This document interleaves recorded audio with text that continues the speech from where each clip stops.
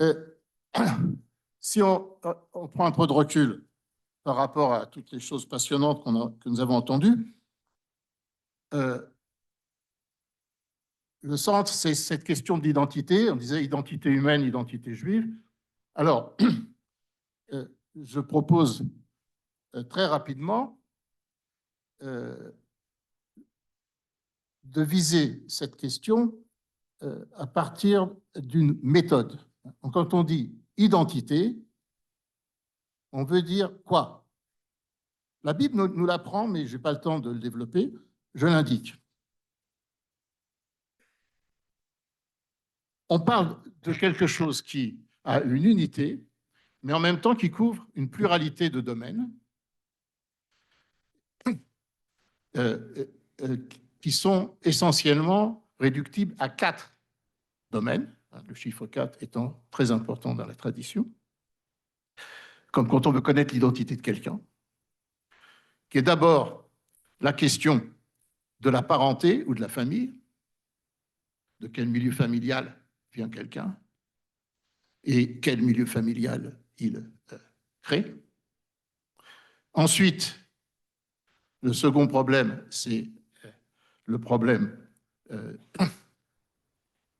de son éducation, de sa formation, de sa culture, qu'il reçoit ou pas, ou qu'il a reçu ou pas.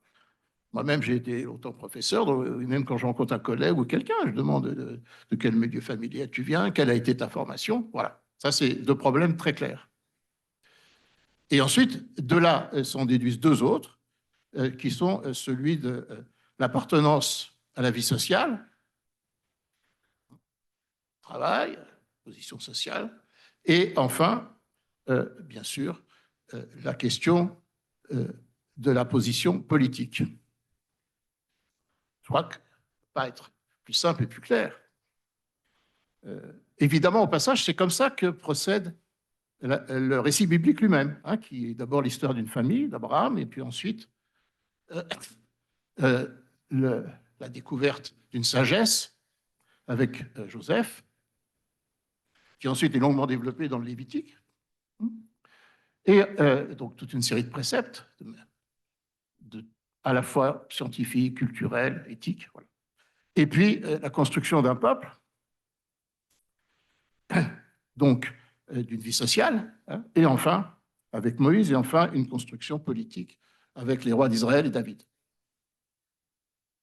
Alors, pour montrer que tout cela suppose des exigences idéales, méta, comme a dit merveilleusement tout à l'heure Yvonne, hein, méta halachique, hein, des exigences, et ensuite une expérience où on essaye de s'adapter à ces exigences, hein, sans non plus idéaliser le réel pour ne pas le figer. Voilà. Alors, j'ai eu tout simplement l'idée, pour montrer cela concrètement, de reprendre un rite traditionnel, mais dont je veux montrer que tout en étant traditionnel, il a des significations profondes et claires modernes, ce qui permet là aussi de surmonter la fameuse étanchéité entre religion et laïcité, à laquelle je ne crois pas une minute. Et donc le rite dont je voudrais parler très brièvement, c'est celui de la distinction entre le lait et la viande. Alors, je ne vais pas reprendre maintenant l'étude du verset, hein, et tu ne feras pas cuire le chevreau dans le lait de sa mère, et les trois énumérations de ce verset, et la différence entre les trois, ce n'est pas le sujet. Hein. Voilà, pour l'étudier, il faudrait des semaines. Par contre, regardez, très, très vite et très simplement. Que veut dire ce verset? J'ai regardé un peu les commentaires, on développe beaucoup de choses. Allons au centre. Le centre, il se trouve dans le Zohar, hein, la distinction du lait et de la viande, c'est purement et simplement, d'abord, très clairement, l'interdit de l'inceste. Puisque,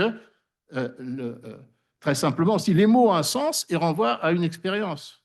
Hein, on parlait tout à l'heure du mauvais usage des mots. Il y a un bon usage du mot. Quand je dis le lait, je pense le lait. Le lait, c'est l'allaitement, hein, que les philosophes ont beaucoup soutenu, Jean-Jacques Rousseau, etc., qui aujourd'hui est la lait chélique. Hein, c'est qu'un enfant, ça s'allaite. Et donc, le lait, c'est l'enfance. Les aristocrates russes, j'ai découvert, ne donnaient pas de viande aux enfants avant l'âge de 15 ans. Donc, aujourd'hui, on a des végétariens et des... Bon, hein. Donc, il y a une différence entre la nourriture lactée et la nourriture carnée qui signifie l'écart, hein, à respecter entre ce qui relève de l'enfance et ce qui relève de la maturité, de l'âge adulte. Cela a une signification dans les 4 domaines que j'ai indiqués. D'abord, très clairement, donner priorité au lait par rapport à la viande, c'est rappeler la protection de l'enfance, sous toutes ses formes, non pas seulement l'interdiction de la violence, non pas seulement aussi négativement l'interdiction de toutes les, non pas seulement l'inceste, mais toutes les violences interfamiliales.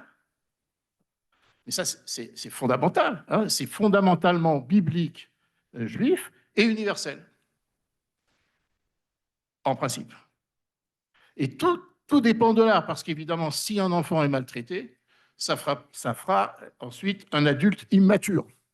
Autrement dit, il s'agit de protéger l'enfant et de le développer, de l'élever, comme on dit. Et c'est tout le symbole du lait. Hein, c'est par le lait que l'enfant va se développer, hein, jusqu'au moment où, comme dit Isaïe, il va pouvoir lâcher le sein pour parler et ensuite marcher. Voilà. Donc ça, les mots le disent, c'est très clair. Hein. Donc c'est la dimension de la bienveillance fondamentale, chesed. Hein, Abraham, comme on disait. Et tant mieux s'il s'intéresse les musulmans. La bienveillance d'abord. Mais la bienveillance ne suffit pas. Le lait a une seconde signification, hein, traditionnellement, dans tous les textes. Le lait, c'est la Torah. C'est-à-dire ce qui nous nourrit, ce qui nous permet de nous éduquer. La Torah et tout ce qui va avec, c'est-à-dire, parce que la Haskalah ne doit pas être, elle doit être distinguée, certes, des textes traditionnels, mais elle en développe la profondeur. Pourquoi si vous voulez, les vérités se rejoignent. Les grandes philosophies modernes rejoignent les enseignements traditionnels dans leur fond. Et donc, il ne suffit pas qu'un enfant soit protégé et bien élevé, il faut aussi qu'il soit éduqué et cultivé, de manière à ce qu'il puisse se manifester comme un sage et un juste une fois arrivé à maturité, à la manière de Joseph. Autrement dit, le rite a une signification en ce qui concerne la vie familiale et en ce qui concerne l'éducation. Mal éduquer un enfant, mélanger le lait et la viande, ce serait justement, par exemple, une éducation dogmatique, où au lieu de développer, comme dit Jean-Jacques Rousseau, de suivre pas à pas l'enfant, d'éveiller son esprit, de le faire réfléchir, etc., par une éducation qu'il appelle négative, eh bien, au lieu de cela, on lui impose des dogmes, des vérités toutes faites, auxquelles il ne comprend rien, et donc, il devient un singe savant. Et finalement, on lui fausse l'esprit, comme disait Rabelais, etc., à une tête bien faite plutôt que bien pleine. Voilà. Donc il y a tout un problème ici qui est celui même de l'éducation et qui est complètement symbolisé par le lait, ici, hein, qui vise la formation. Et on est dans, tant qu'on est dans l'éducation, et même dans la culture, et même dans la science, on est dans la vie de l'esprit.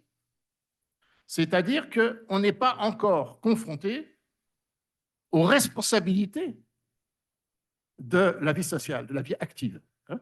Comme disait Descartes, philosophe qui disait qu'il avait fallu sortir, qu'il sorte de l'école, parce qu'à l'école, on peut effacer le tableau, et qu'il voit comment les gens vivent, qu'il en apprenait plus à voir comment les gens vivent dans la vie réelle, parce que quand ils font des choix, il y a des conséquences.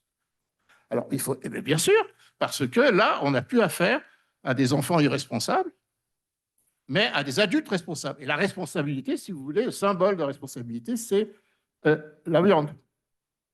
En fait, une nourriture consistante qui va permettre alors d'exercer des responsabilités d'adulte, d'abord déjà comme parent bienveillant, ensuite comme éducateur compétent, mais ensuite dans la vie sociale. Hein. Et dans la vie sociale, il y a deux manières de trahir la justice. Là, la question devient celle de la justice, n'est plus celle de la bienveillance ni de la lucidité, mais celle de la justice.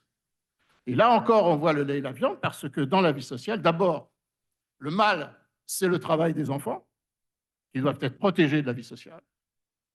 C'est un problème universel, qui est loin d'être résolu. Si les enfants doivent être éduqués, ils doivent aussi être protégés de la société, pas travailler. Et par contre, ceux qui travaillent doivent avoir une mentalité, un comportement d'adulte, c'est-à-dire ne pas être capricieux, ne pas être tyrannique, comme le seraient des petits-enfants, mais ne pas non plus être servile ou asservi, comme des enfants qui sont soumis à leurs parents. Et enfin, si vous m'avez suivi, il y a une quatrième dimension de l'identité, qui est donc des exigences idéales d'une identité humaine et juive. C'est l'identité civique, qui n'est plus simplement sociale, et où là, on met entre parenthèses les positions sociales des uns et des autres, et dans la mesure où la justice l'a permis, on peut avoir une égalité civique. Et l'égalité civique se définit justement par le fait qu'il n'y a pas entre les hommes de rapport de domination, et donc il n'y a pas de paternalisme. Hein. Le chef n'est pas un petit père. Oui, je suis en train de conclure. Ni de népotisme, oui, hein, qu'on est dans l'égalité, et cette égalité qui seule peut mener au civisme et à la paix, suppose, là encore, donc, que ce qui relève de l'enfance soit distingué de ce qui relève de la maturité d'un adulte. Conclusion, je vais lire une phrase, conclusion, ça va plus vite. Voilà. Autrement dit, la question de l'identité, voilà, la question finale en ce qui concerne la vie civique, et le symbole même du refus de la Torah, c'est l'usage d'enfants soldats. Un enfant soldat, ça court-circuite tout le circuit qui devrait passer par la bienveillance familiale, par l'éducation, par les responsabilités sociales et par les responsabilités civiques. C'est un court-circuit. Alors qu'en réalité, si tout va bien, ceux qui seront en mesure, finalement, de faire la guerre, c'est ceux qui en auront acquis patiemment la maturité pour se comporter de manière ferme, hein, violente quand il faut, mais en même temps retenue. Hein, et ça, personne n'en a suffisamment parlé, à mon avis. Il faut y insister, parce que c'est un paradoxe total, mais alors que le monde entier explique que les combats à Gaza ont été aveugles, bien au contraire, si Georges Bensoussan l'a rappelé, c'est tout le contraire. Hein. On a vacciné les enfants, on a épargné les civils comme nulle part ailleurs, et ça, c'est un signe de maturité. Et donc, là, tout ça se ramène à ce que, voilà, l'enfant soldat, c'est le court-circuit du patient chemin menant de la promotion bienveillante de la naissance par l'éducation à la lucidité, puis au vivre ensemble dans la justice, jusqu'à la capacité ultime de défendre le droit par la force pour établir la paix. On part de l'attention aux enfants pour finalement établir la paix et en marchant, comme dit Jacob, au pas des enfants. Je vous remercie.